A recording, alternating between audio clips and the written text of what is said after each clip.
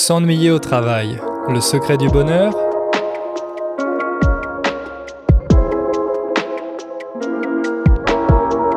Salut à toutes et à tous, salut Ingrid. Salut Hugo, comment ça va aujourd'hui? Ça va, mais bon, comme tu le sais, là les éléments étaient un peu contre nous pour cet enregistrement parce qu'il y a beaucoup de vent en ce moment à Marseille. C'est le vent qu'on appelle le Mistral qui souffle extrêmement fort et du coup on l'entendait taper contre les fenêtres. Donc je suis allé de l'autre côté de l'appartement dans une autre chambre pour enregistrer et là il y a un voisin qui a commencé à détruire son mur à la perceuse. Donc bon, par chance, il a arrêté. J'espère que ça va continuer comme ça, qu'on va pouvoir enregistrer tranquillement. Mais bon, à part ça, tout va bien. Et toi? Bah ça va, écoute, un peu fatiguée en ce moment, mais rien de spécial à déclarer. À Toulouse aussi, il y a eu du vent ces derniers jours. Je crois qu'on a eu une tempête au niveau national dans toute la France. Et c'est vrai que quand on a de la pluie, du vent, et ben c'est plus difficile de recharger ses batteries. À chaque fois qu'on sort, on est fatigué parce qu'on a froid. Donc j'ai hâte que le printemps arrive. Ouais, pareil. Et imagine en plus quand t'as un bébé qui fait pas encore ses nuits. Je veux même pas imaginer. Mais oui, ça doit être très très fatigant. Je devrais pas me plaindre auprès de toi, c'est vrai. Non, tout le monde a le droit de se plaindre de ses problèmes. C'est pas parce que voilà, quelqu'un a des problèmes que j'ai toujours ce débat de dire ah oui, mais un tel ou un tel a des problèmes plus graves. Mais en fait, bah voilà, tout le monde a ses petits problèmes à partager et c'est bien de s'écouter les uns les autres, de faire Eh oui, preuve d'empathie. c'est vrai, tu as raison. Et du coup, t'as pas le temps pour t'ennuyer, j'imagine, parce que c'est un peu le sujet du jour, l'ennui comme secret du bonheur. Non, c'est vrai que j'ai pas le temps de m'ennuyer, surtout pas au travail parce que quand j'arrive à trouver du temps pour travailler, du coup, je suis à fond parce qu'il y a plein de choses à faire. Mais c'est pas le cas de tout le monde. Et c'est justement ce dont on va parler dans cet épisode.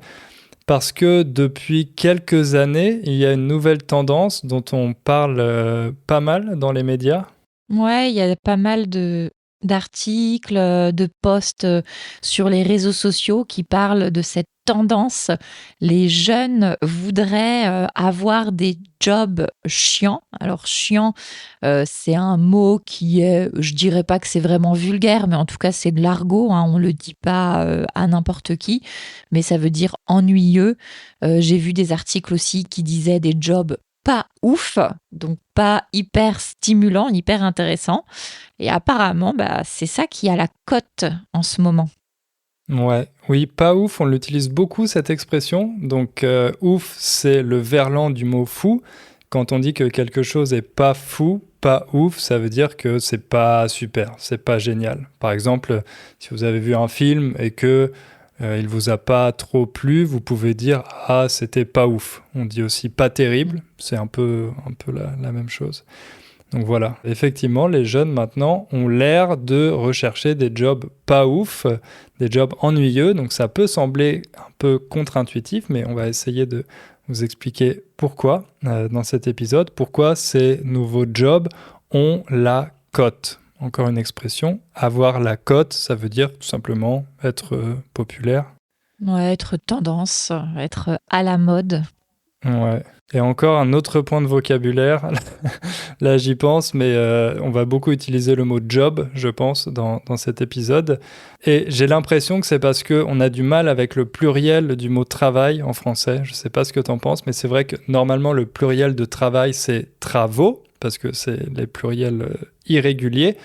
Mais le mot travaux, au pluriel, on ne l'utilise pas pour dire plusieurs emplois. Ouais, On l'utilise par exemple pour des travaux de rénovation, pour une maison, pour des travaux scientifiques, c'est-à-dire quand on fait des recherches scientifiques par exemple. Mais on ne peut pas dire par exemple j'ai plusieurs travaux si vous avez plusieurs emplois. Et normalement on ne doit pas dire non plus plusieurs travails avec un S, c'est considéré comme incorrect. Donc normalement la forme correcte de le dire c'est avoir plusieurs emplois. Mais je sais pas ce que t'en penses, ça fait un peu bizarre, non, de dire ça. J'ai plusieurs emplois, c'est très formel, quoi. Je trouve que le mot emploi, ça fait un peu administratif. Ça fait un Hmm. peu contrat de travail. C'est un mot qui est employé par les ressources humaines, donc ceux qui sont les spécialistes du recrutement, des payes, etc., dans les entreprises. Et donc, c'est vrai que dans le langage courant, on parle plus de job. Je pense qu'on utilise les deux. Et puis, emploi, ça a un côté un peu, je sais pas si c'est que moi, mais plus carrière, plus sérieux, alors que job, ça Hmm. englobe beaucoup de choses. On peut faire des petits jobs, on peut avoir un nouveau job quand c'est quelque chose un peu plus changeant. Mais voilà, enfin, c'est rentré dans le langage courant en français, en tout cas, cet anglicisme. Ouais, c'est vrai qu'on parle aussi beaucoup des jobs étudiants, par exemple. Mm. Donc voilà, quand c'est peut-être pas votre travail principal ou votre vocation principale, on peut dire que c'est un job d'été aussi. Quand on est jeune, on fait un job pendant les vacances d'été. Donc voilà, c'est vrai que, et même en général, dans le domaine professionnel, on en a déjà parlé, mais il y a beaucoup d'anglicismes qui se sont imposés. On va en utiliser aussi dans cet épisode. Voilà, on va pas se forcer à traduire en français parce que on essaye de parler de ça de manière naturelle. Donc voilà, naturellement, maintenant, c'est vrai qu'on utilise beaucoup d'anglicismes dans le monde professionnel. Ouais. Bah, du coup, on peut commencer. Justement, on va commencer avec un anglicisme, puisque, première partie, on va d'abord parler des tendances qui existaient quand nous, on était plus jeunes et que nous, on est des millennials. Donc, on commence avec ça.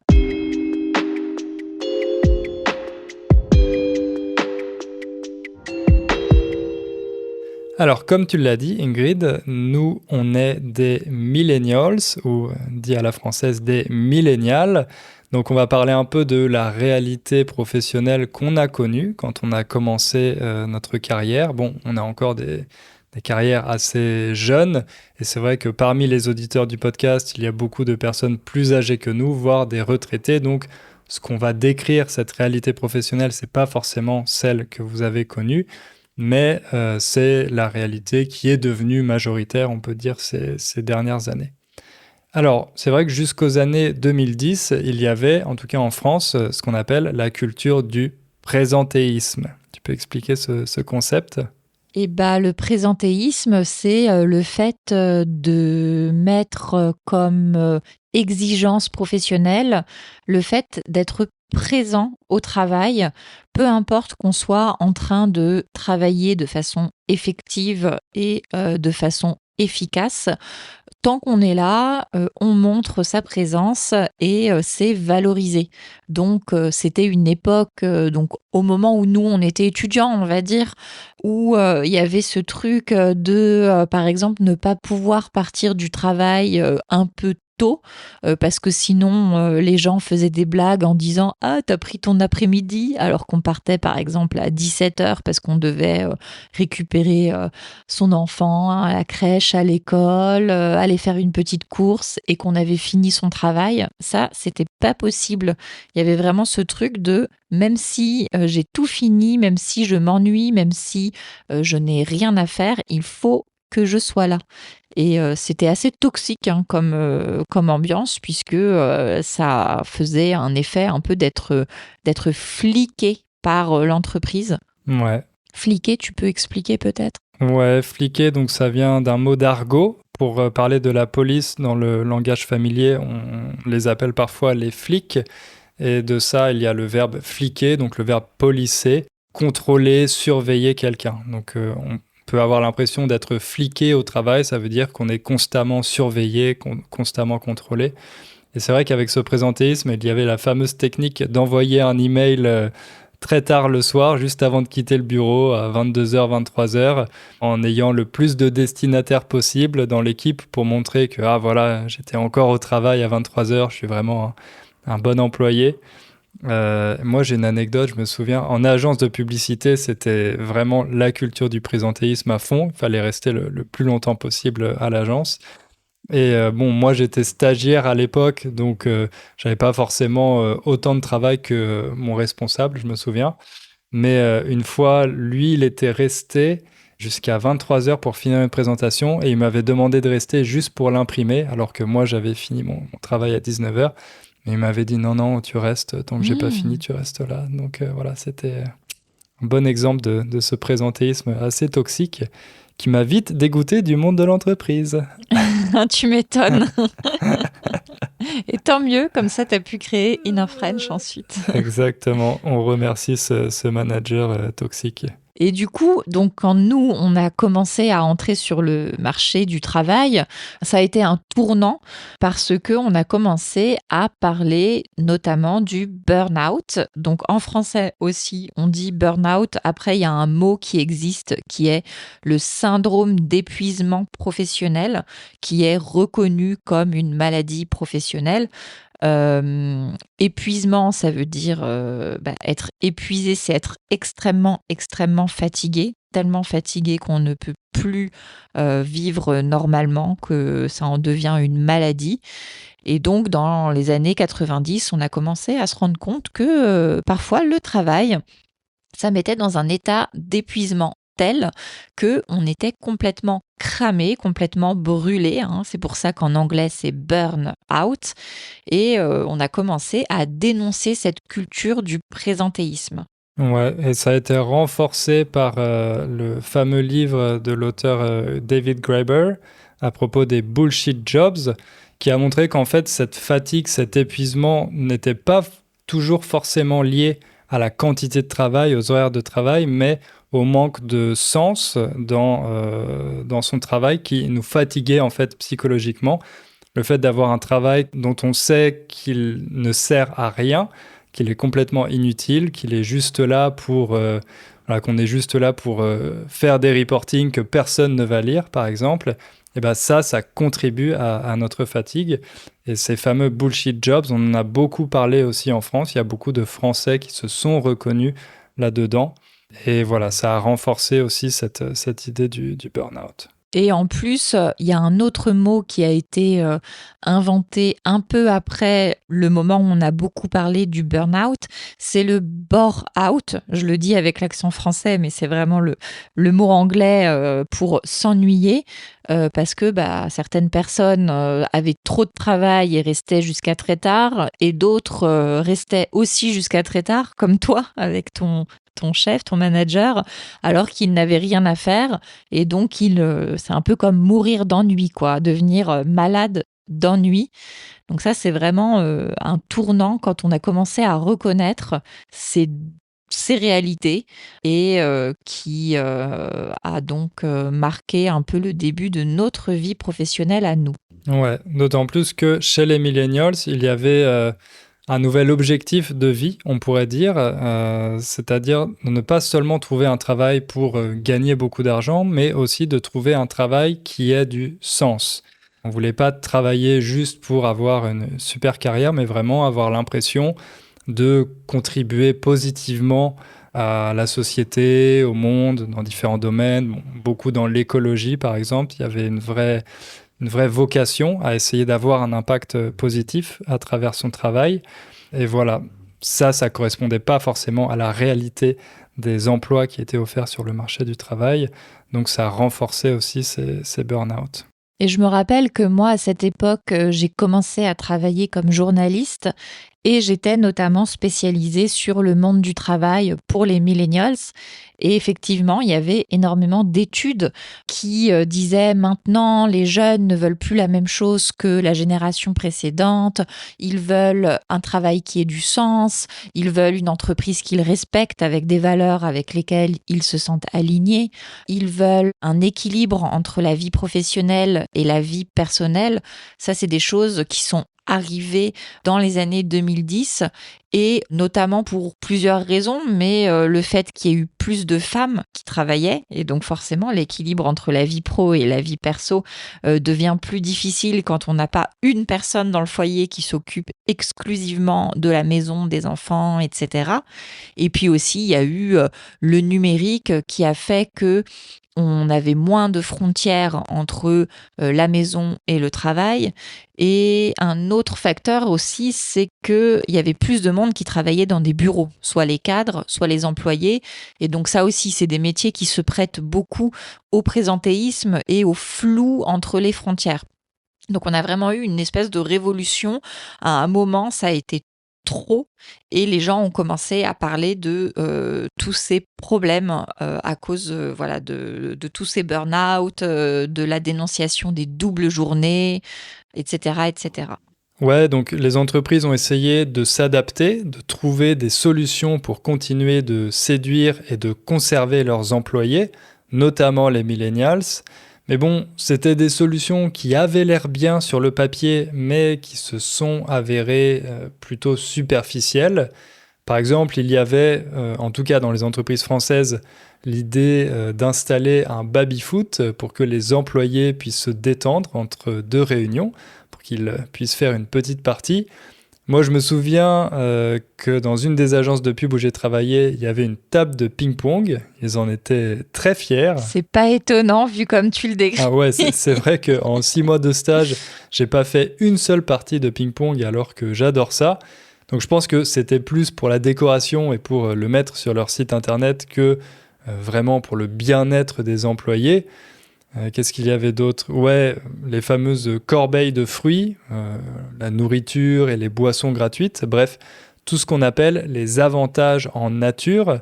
Alors au début, ça séduisait les gens, ça pouvait donner envie de travailler dans l'entreprise, mais les employés se sont vite rendus compte que ça suffisait pas toujours à créer un environnement de travail positif. Oui, c'était des entreprises un peu nouvelles, les startups où on est tous comme une famille et en fait on se retrouve à être tout le temps au travail, à jamais pouvoir couper.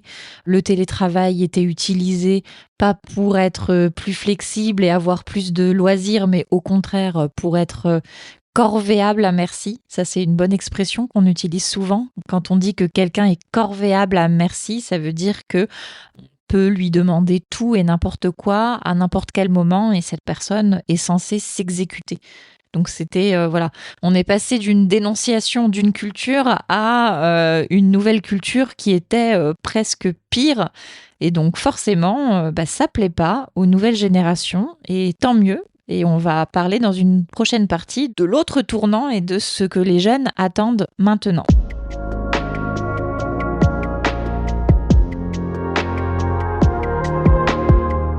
Alors, ce tournant, il est lié à un événement qui a touché la planète entière en 2020.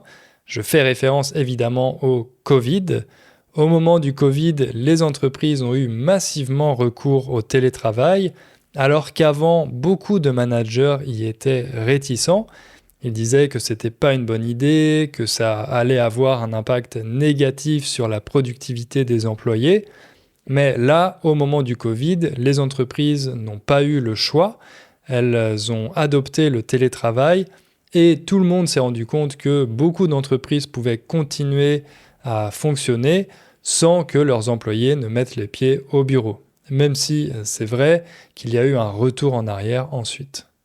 Et puis en plus, on a été donc confinés et ça, non seulement ça a permis de faire du télétravail, mais en plus, ça a été un moment de remise en question de ce qui compte vraiment.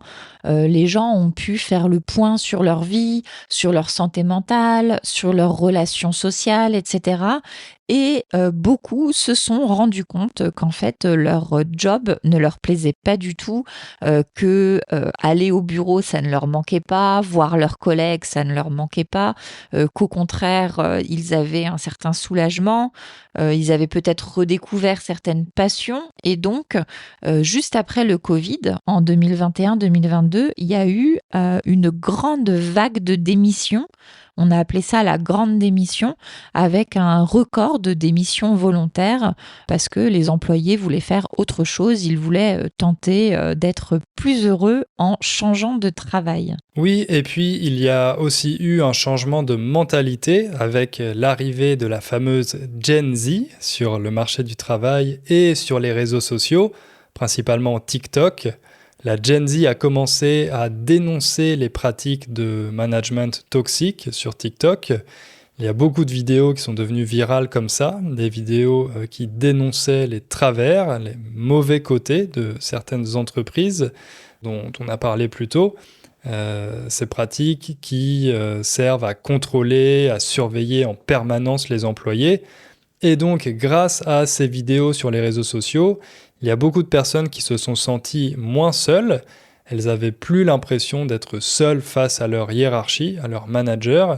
Elles se sont dit « Attends, c'est pas normal que mon N+1 me demande ça, il faut que j'arrive à poser des limites. » Et voilà, il y a eu une espèce de prise de conscience collective qui a été impulsée par la Gen Z sur TikTok. Oui, et d'ailleurs, c'est important ce que tu dis quand tu dis impulsé par la Gen Z, parce que on parle beaucoup là de millénials, Gen Z, et donc on a l'impression que les phénomènes touchent seulement une classe d'âge, mais en fait, ce qu'il faut dire, c'est plutôt que les classes d'âge qui rentrent sur le marché du travail à un moment donnent un peu le tempo pour aussi les autres personnes. Donc quand on parle d'une génération, c'est aussi toutes les personnes qui côtoient cette génération et qui peuvent être impactées, qui peuvent aussi se dire « Ah mais tiens, ils ont raison ». Et c'est vrai que sur TikTok, par exemple, on le voit beaucoup des personnes d'autres générations qui vont commenter ce que fait la génération Z, mais avec un côté admiratif et en se disant « Bah tiens, ils ont raison ». Et donc ça modifie en général toute l'entreprise et tout le monde du travail.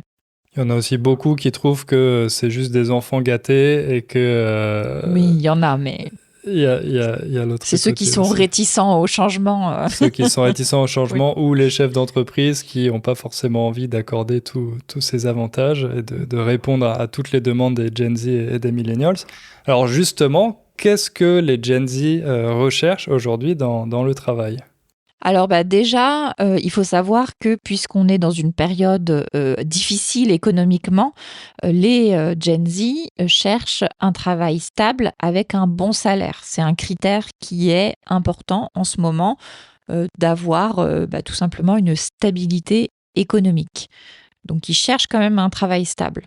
Ouais, et c'est vrai que comparé aux millennials, par exemple, chez les millennials, je sais, peut-être que c'est pareil, toi, avec tes camarades de promo, etc., il y avait un peu ce rêve de devenir freelance, de voilà, pouvoir choisir ses clients, travailler où on veut, etc., d'avoir cette liberté. C'était quelque chose de très recherché, très valorisé. Et maintenant, les Gen Z, ils en reviennent.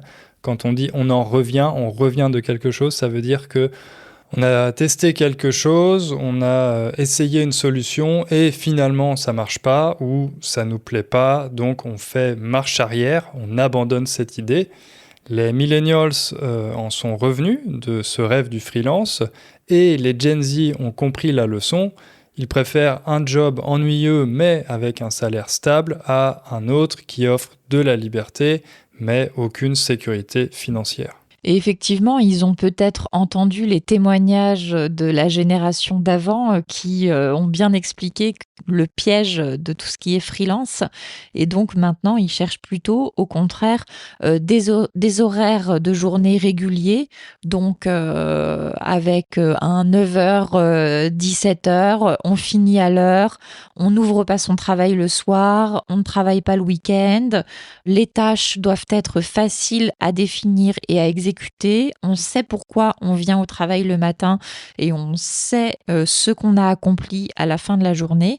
Et ça, du coup, c'est quelque chose qui est assez récent, mais qui a été notamment accéléré en 2022, parce qu'en 2022, il y a eu une tendance assez bizarre sur les réseaux, c'était de dire qu'on faisait du quiet quitting, donc de la démission silencieuse. Et en fait, c'était juste le fait de faire le strict minimum au travail, ce qui devrait être normal. Mais voilà, ça a permis de faire naître un nouveau concept, celui de minimalisme professionnel, qui est le fait de choisir un travail qui permette justement de savoir ce qu'on doit faire et de ne pas en faire plus et que les patrons n'attendent pas plus de nous. Ouais, et donc ce qui correspond un peu à tous ces critères, c'est ce qu'on appelle les jobs chiants, les jobs ennuyeux, qui existent depuis longtemps, mais qui ont un regain de popularité depuis quelques années, alors qu'avant, ils faisaient rêver personne. Une des professions qui illustre ça et qui est souvent citée dans les articles, c'est comptable, autrement dit la personne qui assure la conformité des comptes d'une entreprise, les achats, les dépenses, les factures, les reçus, etc. Alors, désolé à tous les comptables qui nous écoutent, on ne dit pas ça pour vous vexer. Je sais qu'il y a des gens qui trouvent la comptabilité passionnante, notamment des profs que j'avais en école de commerce. Mais pour le commun des mortels, ça semble être un travail assez ennuyeux, mais qui a des horaires et un salaire stable, une liste de tâches claire et une certaine autonomie dans son travail. Moi, j'ai un ami d'enfance qui est comptable depuis, je sais pas, bientôt 20 ans, je crois, parce qu'il est plus âgé que moi. On lui a toujours demandé avec mes amis si il n'avait pas envie de faire un autre travail, peut-être plus intéressant, ou de reprendre ses études pour devenir expert comptable. Mais il a toujours dit que non, qu'il était content de son travail et qu'il n'avait pas envie de devenir expert comptable parce qu'il ne voulait pas faire plus d'heures ni avoir plus de pression. Lui, il n'a pas un gros salaire, mais on ne lui demande pas de faire des heures supplémentaires. Il s'entend bien avec ses collègues, il a la satisfaction du travail terminé à la fin de la journée, et à côté, il a du temps pour faire du sport, voir ses amis, etc. Il s'est toujours satisfait de ça, donc bien avant la tendance du quiet quitting, des jobs chiants, etc., lui, c'était vraiment un pionnier en la matière. Ah, il était à l'avant-garde de la tendance actuelle et peut-être que du coup, il a trouvé le secret du bonheur avant les autres. C'est cool, c'est un bon témoignage, ça appuie ce qu'on dit. Bah, dans le genre, ouais, donc dans les études qui sont sorties récemment, c'est vrai qu'ils parlent du métier de comptable comme l'exemple ultime de ce que cherchent les personnes qui veulent ces jobs chiants. Et sinon, il y a aussi tout ce qui est plutôt manuel, comme la plomberie, l'électricité, la menuiserie, des choses où voilà, on sait quelle tâche on va faire, on y va et puis une fois qu'on n'est plus sur place, de toute façon, on peut pas ça sert à rien d'y penser quoi. On peut pas avancer à la maison sur ce travail-là. Oui, et en fait, derrière tous ces critères qui peuvent sembler purement matérialistes, purement pragmatiques, de ce qu'on recherche dans son travail, en fait, on assiste à un vrai bouleversement, un vrai changement de fond au niveau des mentalités, puisque maintenant, on ne cherche plus, en tout cas les Gen Z, ne cherchent pas forcément un travail qui a du sens. Ils veulent pas un travail passion, comme on dit, un métier passion, mais ils veulent un travail qui leur laisse du temps pour trouver du sens en dehors de leurs horaires de travail. Oui, c'est quelque chose qui fait que c'est des personnes qui vont pouvoir avoir de nouveau des passions, on en parlait, des activités de loisirs, mais pas seulement, c'est aussi une perspective où on se dit qu'on aura le temps de prendre soin de soi, de sa santé mentale, mais aussi des autres, peut-être être bénévole dans des associations, participer à la vie de l'endroit où on habite, et donc ça permet carrément de se projeter peut-être dans même un autre modèle de société, puisque on peut imaginer, même si ça reste de l'ordre de l'imagination, parce que là on parle d'une tendance, mais ça concerne pas 100% de la population, mais imaginons si 100% de la population faisait ce type de job,